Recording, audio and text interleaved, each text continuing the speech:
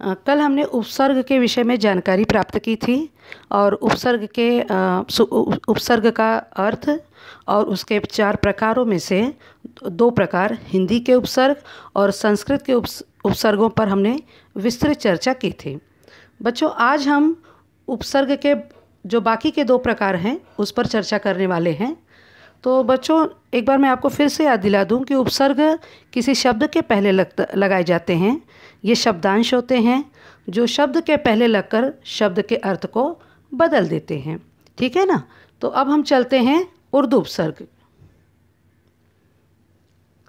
उपसर्ग, एक तरफ हमने उपसर्ग लिखे हैं और दूसरे कॉलम में हमने उसके उदाहरण लिखे हैं। तो पहला शब्द है कम। तो कम से कम अकल, कम वक्त, कमज़ोर। खुश, खुशबू, खुशहाल, खुश मिजाज। गैर, गैर जिम्मेदार, गैर कानूनी, गैर मर्द।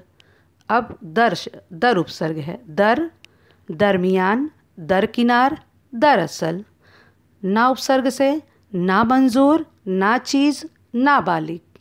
बा से बाअदब, बादस्तूर, बाकायदा।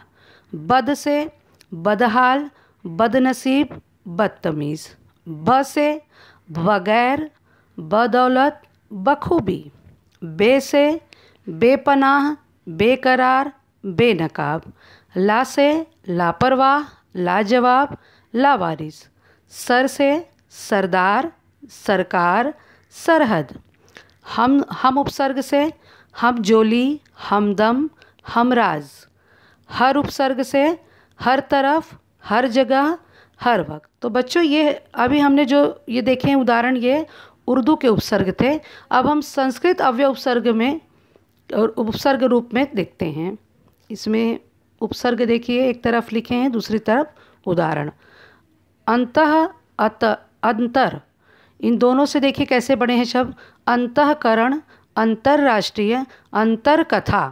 उसके बाद अधः, अधः पतन, अधोमुख, अधोगति। अलम, अलम से अलंकार, अलंकृत।